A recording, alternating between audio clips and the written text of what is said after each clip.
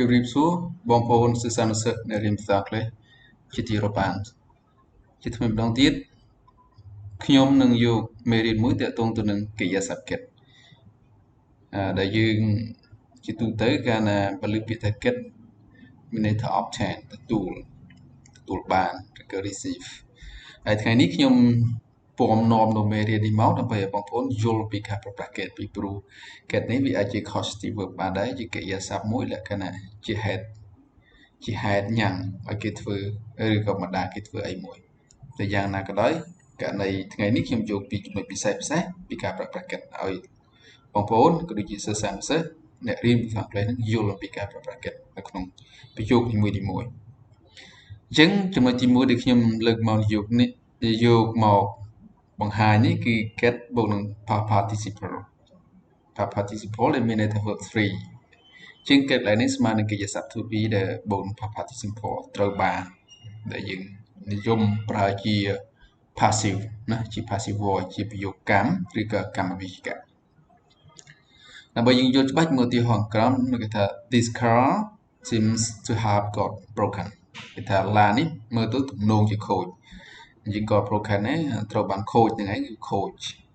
ហើយដល់ពេលទី2 the phone gets broken ទូរស័ព្ទនេះខូចត្រូវបានខូចហ្នឹងឯងខូចមានន័យថាអ្នកណាម្នាក់ធ្វើឲ្យខូចតែ I think that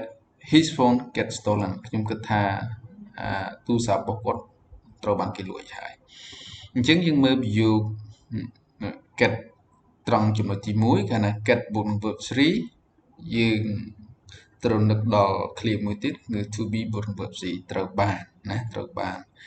ហើយចំណុចទី2នោះគឺការប្រើប្រាស់ get ទី2ហ្នឹងក្នុងន័យមានន័យច្រើនយ៉ាងដែលយើងអាចប្រើប្រាស់ទី1ខ្ញុំដាក់ថា get something បូក adjective ឬក៏ get someone បូកនឹង verb ing ស្មើនឹង cause ហើយនឹង get something បូកនឹង to infinitive ស្មើនឹង cause ដែរហើយលេខ4នោះគឺ get somebody to do something ដែលយើងអាចប្រែថា persuade or cause somebody to do something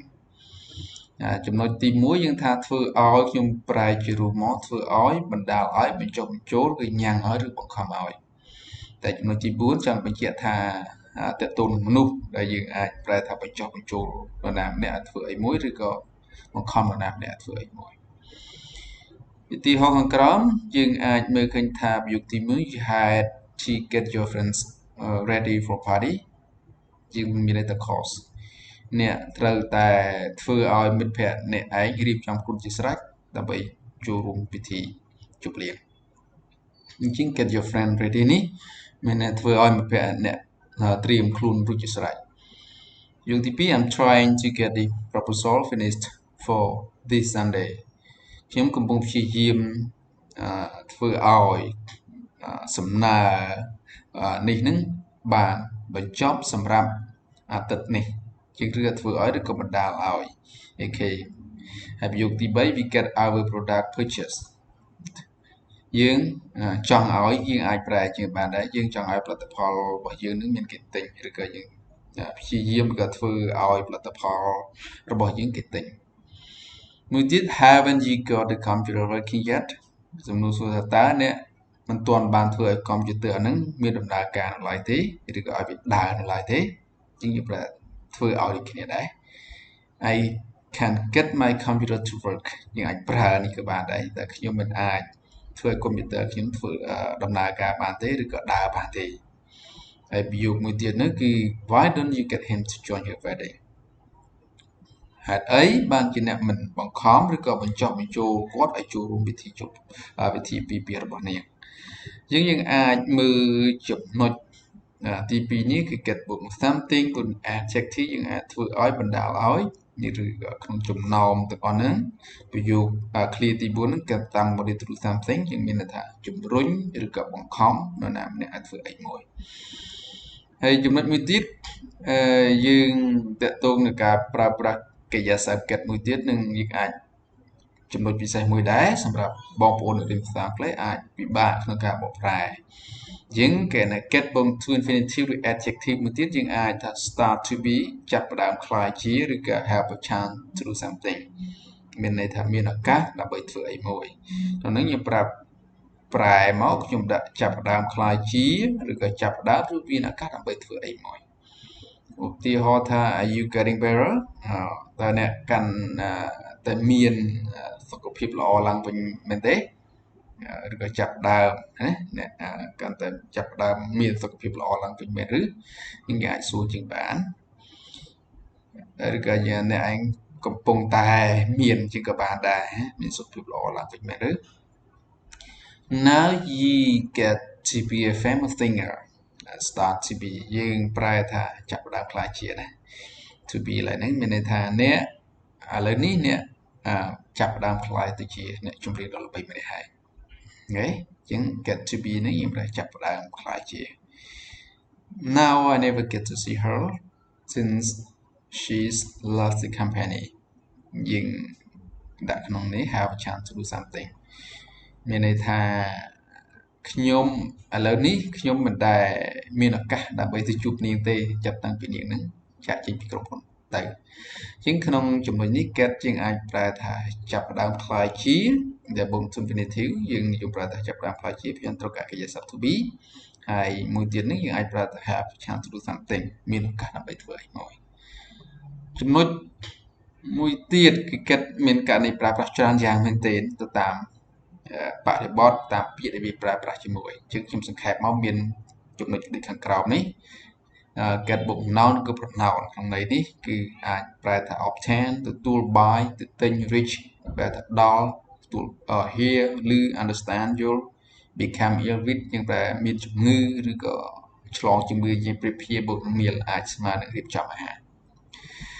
ឧទាហរណ៍ថា he goes down to the market to get some juice យើងកន្លែងនេះប្រែថាទិញគាត់ទៅផ្សារដើម្បីទិញភេសជ្ជៈផឹកមួយចំនួនមកផឹកហ្នឹងទៅជាង get some juice ហ្នឹងគាត់ទៅទិញរូបអីទិញមកពីផ្សារឬក៏ផឹក When did you get the news from Saron ស្មើនឹង obtain ទទួលតើនៅពេលណាអ្នកទទួលដំណឹងនេះពី Mr. Saron ជាយើងឃើញថាវា get the news យើងប្រែថាទទួលណាយើងប្រែទទួលបានយើងមួយទៀត what time do you usually get home អូខេកន្លែងនេះ what time do you usually get home យើងទៅដល់កន្លែងនេះតែជាទូទៅអ្នកទៅដល់ផ្ទះម៉ោងប៉ុន្មានអូខេ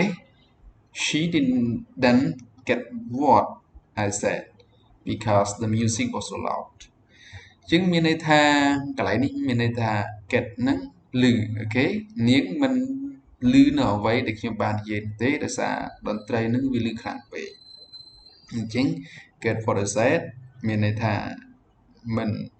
didn't get មិនអាចឮអ្វីដែលខ្ញុំនិយាយបានទេដោយសារតន្ត្រីអញ្ចឹងយើងមើលពេលដែលយើងក្នុងន័យហ្នឹងយើងមើលថាតើវាគួរប្រែបែបម៉េចយើងមើលអាចប្រយោគខាងដើមនិងប្រយោគខាងចុងដើម្បីធៀបនៅសេចក្តីហ្នឹងដើម្បីថាតើយើងប្រែយ៉ាងម៉េចដើម្បីស្របទៅនឹងសេចក្តីហ្នឹង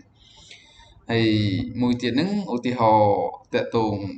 get ដែលប្រែច្រើនយ៉ាងនេះយើងអាចមើលបន្តទៀតគឺឧទាហរណ៍ថា kids get all kinds of bugs at school become ill with មានជំងឺឬឆ្លងជំងឺក្នុងនេះខ្ញុំដាក់ថាក្មេងៗនេះក៏អាចឆ្លងជំងឺគ្រប់ប្រភេទនៅសាលារៀនដោយសារក្មេងៗក៏ទុយក៏អត់ដឹងពីវិធីថែខ្លួនថែអនាម័យហ្នឹងទៅអាចងាយក្នុងការឆ្លងកន្លែងនេះមួយទៀតហ្នឹង I got food poisoning at a small seafood restaurant become ill with កន្លែងនេះប្រែថាពុលអាហារមកយើងប្រែជាភ្លាភ្ជាប់នេះមានន័យថាខ្ញុំពុលអាហារនៅ restaurant ភោជនីយដ្ឋានអាហារសមុទ្រតូចមួយនោះឃើញទេជាងកន្លែងយើងប្រែថាពុលអាហារតាមបរិបទយើងបូកមើលមកយើងអាចប្រែជាងបានមួយទៀត I'll put all these drinks into refrigerator while you are getting the lunch ឃើញទេគេថាខ្ញុំនឹងអូខេរៀបចំភេសជ្ជៈទាំងអស់នេះគឺដាក់ក្នុងទូក្លាសេហើយអ្នកឯងត្រូវរៀបចំអាហារឲ្យត្រង់ហ្នឹងទៅ Okay I tried to explain close lesson to him but he did not get it អូខេខ្ញុំព្យាយាមបញ្យល់នៅមេរៀនខ្លះទៅដល់គាត់ក៏ប៉ុន្តែគាត់អត់យល់សោះអញ្ចឹងក្នុងចំណុចនេះកន្លែងខ្ញុំថា get ហ្នឹងមានន័យច្រើនយ៉ាងអាចប្រើទទួលទិញទៅដល់ឬយល់មានជំងឺឬក៏រៀបចំទៅតាមបរិបទជាងអរគុណច្រើនសម្រាប់ការតាមដានទស្សនាខ្ញុំសង្ឃឹមថាមេរៀន get នេះនឹងជាកលឹះមួយសម្រាប់បងប្អូនក៏ដូចជាសិស្សានុសិស្សអ្នករៀនភាសាអង់គ្លេសឲ្យយល់ពីការប្រើប្រាស់ក៏ដូចជាការប្រែជាភាសាខ្មែរទៅពេលដែលយើងអានកាន់តែយល់ អរគុណច្រើនបើសិនជាពេញចិត្តសូមជួយ like និង subscribe ជួបគ្នានៅពេលក្រោយទៀតជម្រាបលា